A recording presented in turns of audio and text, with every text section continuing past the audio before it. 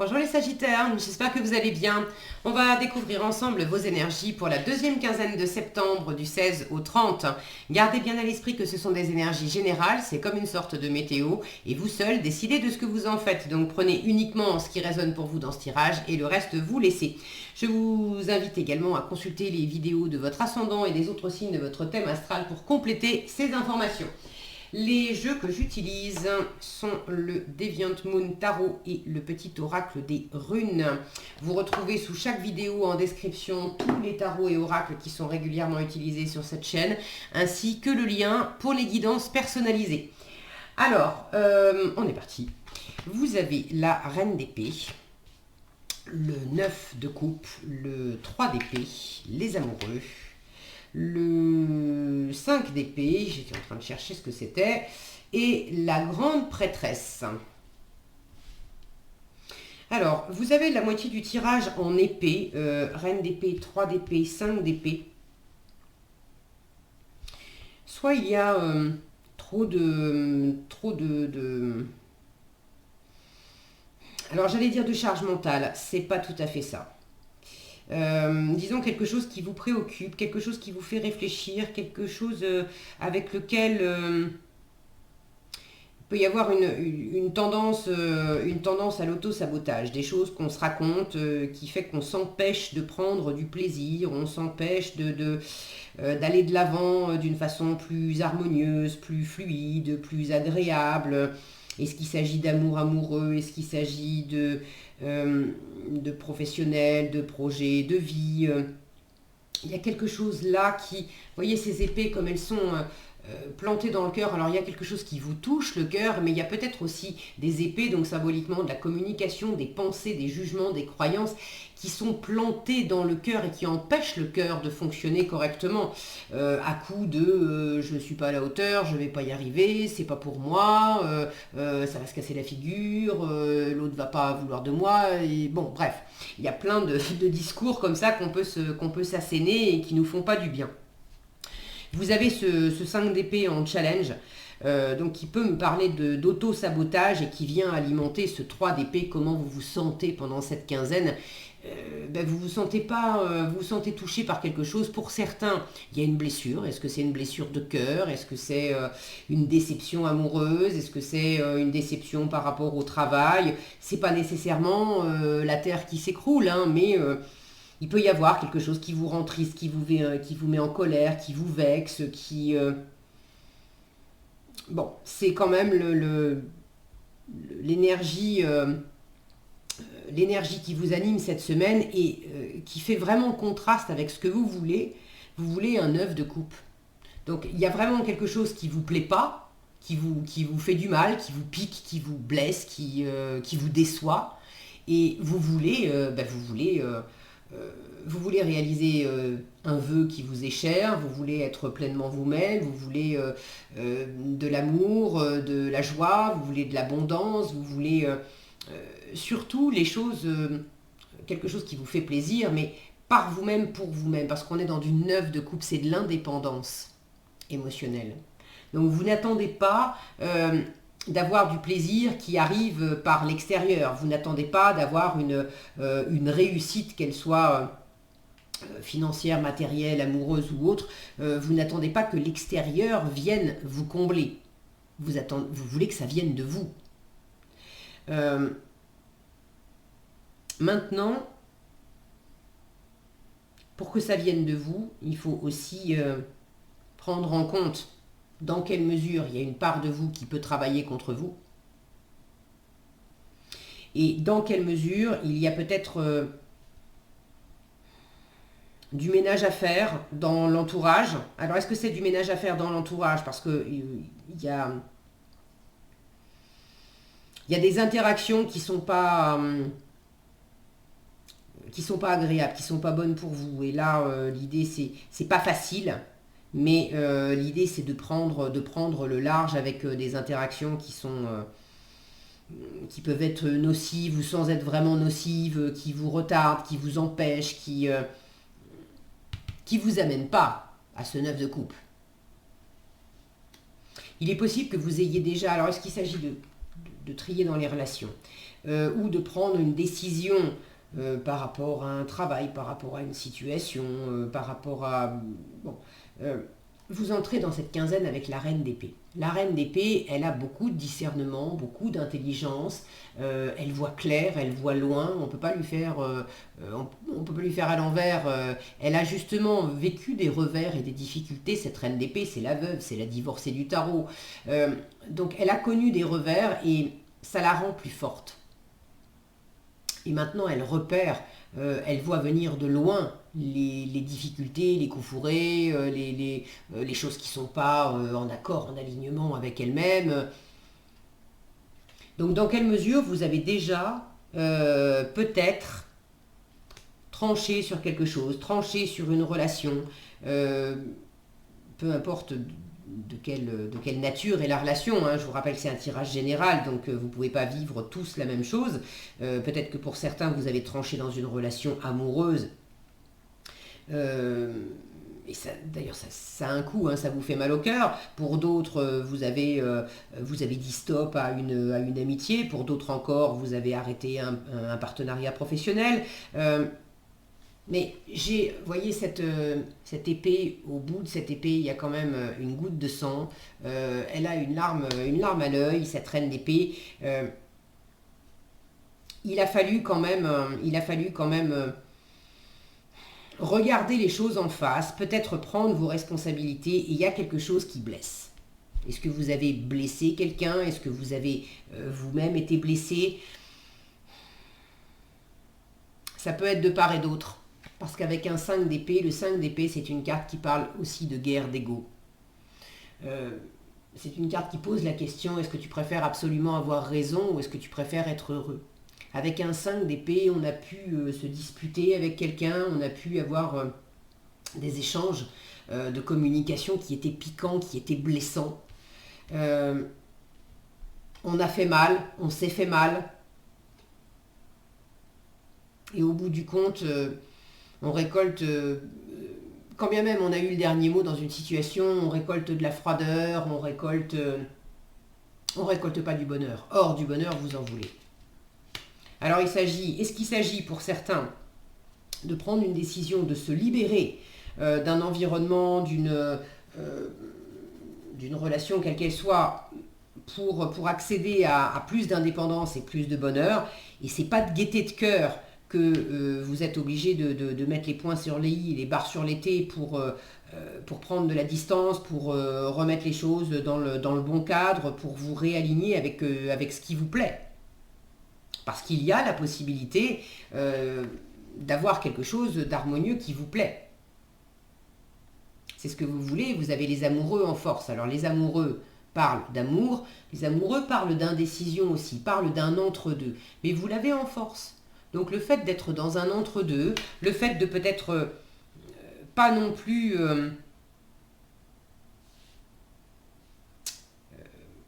considérer que tout est noir ou tout est tout noir ou tout blanc, c'est ok d'être dans un espace intermédiaire qui mène d'un état à un autre.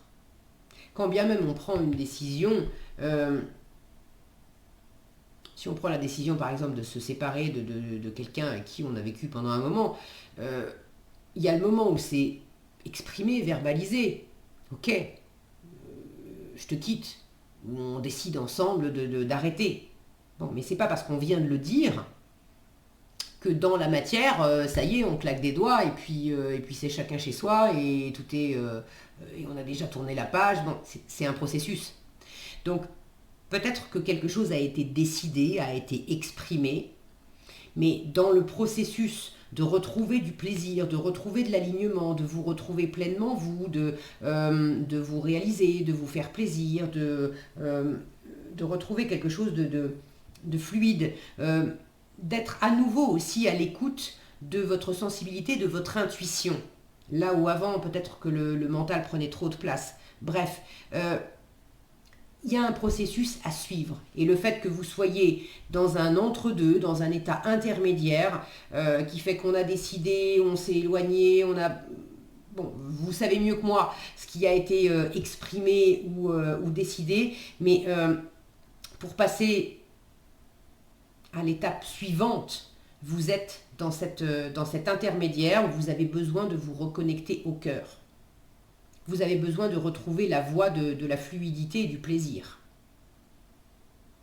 Regardez comme ce personnage du 5 d'épée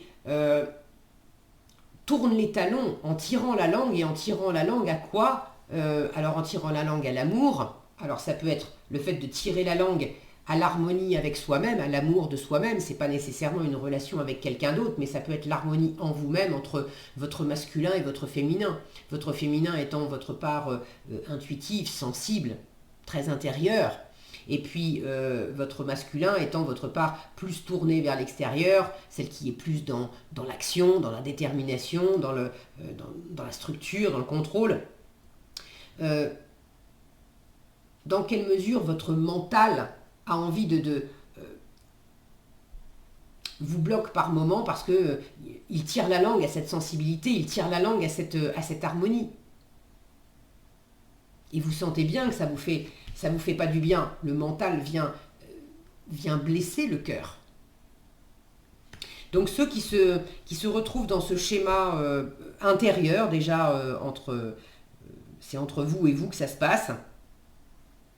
Vous avez également envie d'être votre propre bon génie qui exauce vos vœux. Je vous disais, le 9 de coupe, c'est une carte, alors de vœux exaucés, mais c'est une carte d'indépendance.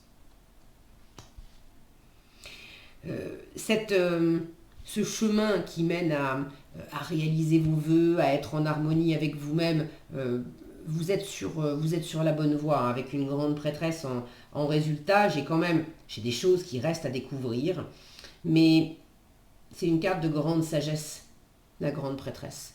Donc c'est une carte d'intuition aussi.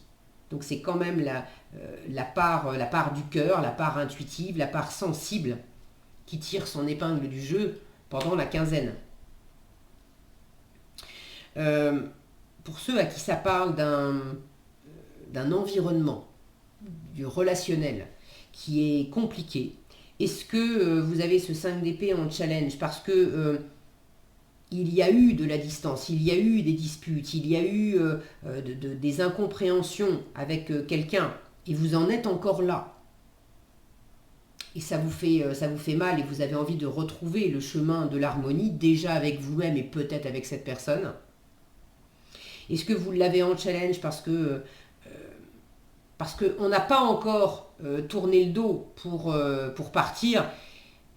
C'est challengeant parce que vous n'avez pas envie dans l'absolu de faire ça, d'en passer par là, parce que c'est quelqu'un que vous aimez, que vous appréciez. Ça peut être dans le domaine professionnel, ça peut être...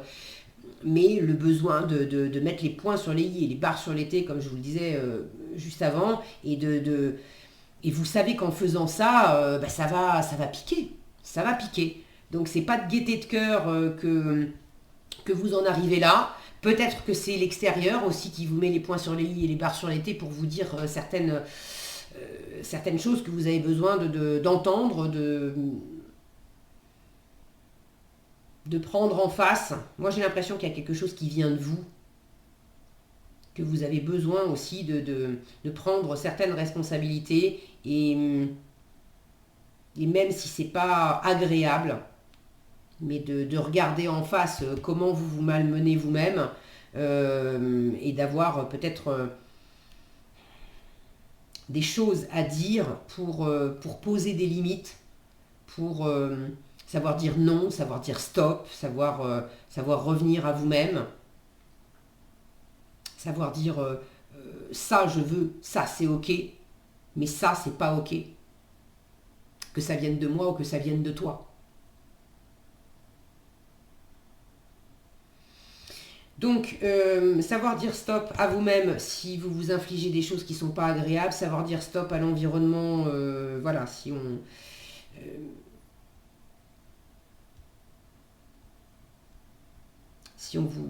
j'ai la notion de forcer la main. Ça parlera peut-être à certains d'entre vous. Il y a une... Pour ceux qui sont en dispute avec quelqu'un, il y a une forme de trêve qui est un peu compliquée à trouver. Elle n'est pas impossible, parce que vous avez les amoureux en force. Donc ceux qui se sont accrochés avec un ami, avec un membre de la famille, avec quelqu'un que vous aimez quand même beaucoup, et vous êtes... voilà, il y a de la tension, ça a piqué, ça a fait mal. Ne restez pas en challenge, vous voyez ce drapeau blanc là. On aimerait bien faire la paix.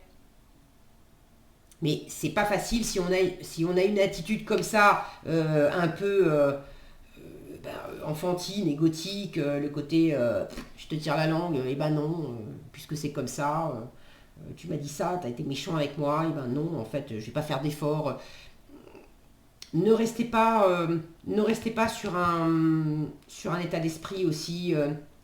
Oh mon Dieu, je suis victime, c'est que la faute de l'autre et c'est pas ma faute à moi. D'abord, il n'y a pas de faute. C'est pas une question de faute, c'est une question de responsabilité. Et vous avez l'intelligence suffisante pour ça, parce que avec cette reine d'épée qui ouvre votre tirage, je vous le disais dès le début, elle a beaucoup de discernement parce qu'elle a connu des revers. Donc vous avez tout à fait la possibilité de voir en face dans quelle mesure vous ne vous faites pas du bien en ayant certaines attitudes vis-à-vis de vous-même ou certaines attitudes vis-à-vis de l'autre. Et si vous avez envie de vous réconcilier, ce qui est possible, il faut ramener de la chaleur, il faut parler avec le cœur et pas avec l'ego. C'est vraiment clairement, est-ce que tu préfères avoir raison ou est-ce que tu préfères être heureux? Vous avez envie d'être heureux. Donc là, il s'agit aussi de lâcher les arguments saboteurs et égotiques qui peuvent vous faire du mal et faire du mal à la relation. En résultat, avec cette grande prêtresse, beaucoup de sagesse, c'est pas une carte d'action. Donc ceux qui ont envie que ça bouge pendant cette quinzaine, qu'il y ait des choses qui avancent, qui se concluent, les amoureux, je vous disais, c'est une carte d'entre-deux. C'est pas une carte d'action non plus. Enfin, il peut y avoir un peu d'action. Enfin, c'est lent. Hein, c'est pas bon. On est dans un entre-deux. Et c'est votre force. Le fait que des choses n'avancent pas, c'est très bien pendant cette quinzaine. Il y a besoin de se poser, de laisser reposer, de guérir, de dépasser quelque chose qui a été un peu raide. Donc la grande prêtresse, son attitude, c'est j'observe, j'écoute, j'apprends, je laisse venir, j'apprends, éventuellement je transmets aussi parce que c'est une carte de grande sagesse. Pour certains, vous avez une formation peut-être à entreprendre. Pour d'autres, c'est pas nécessaire. Est-ce que c'est vous qui dispensez du savoir? Est-ce que vous recevez du savoir? Est-ce que c'est à travers de la formation? Est-ce que c'est à travers le fait de simplement ouvrir des bouquins, regarder des vidéos, aller pêcher des informations qui vous manquent. Il y a aussi une recherche de stratégie. La grande prêtresse est une carte qui vous invite à observer les détails. Et encore une fois, vous avez cette finesse, cette acuité avec cette reine d'épée qui vous permet ça. On a un damier ici. Il y a une forme de stratégie à mettre en place. Pour l'instant, pour cette quinzaine, vous sentez dans votre sagesse, vous sentez que la meilleure stratégie, c'est justement de laisser les choses venir à vous. C'est de rester dans un entre-deux. C'est de laisser les choses se décanter aussi, de ne pas chercher à forcer avec la parole ou de ne pas chercher à forcer les choses.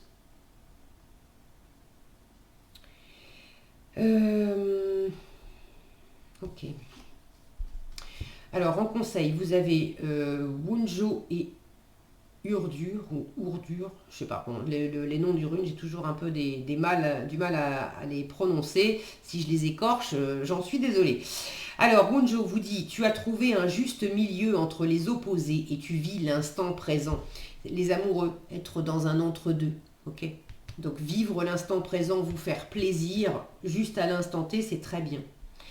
Votre joie est communicative, privilégiée, la joie, l'amour, la sensibilité. Partage cet état de bien-être pur et simple autour de moi, c'est ce qui vous sert le mieux. Wunjo te propose également de faire un vœu. Et ça tombe bien parce que vous voulez réaliser quelque chose. Donc n'hésitez pas à remettre ce vœu à l'univers. Urdur vous dit, grâce à tes expériences passées, tu as grandi, appris et acquis de la sagesse. C'est cette grande prêtresse. Veille toutefois à ne pas être ralenti par la nostalgie. Laisse le passé derrière toi et utilise ces apprentissages à bon escient. C'est peut-être là que c'est un peu compliqué de tourner le dos et de laisser quelque chose derrière vous. Voilà ce que j'avais pour vous, les Sagittaires. J'espère que cette vidéo vous sera utile. Si elle vous a plu, je vous invite à la liker, la partager et la commenter. Et pour être averti quand je publie de nouvelles vidéos, il suffit de vous abonner et d'activer la cloche des notifications. Prenez bien soin de vous, passez une excellente quinzaine et je vous dis à bientôt dans un prochain tirage.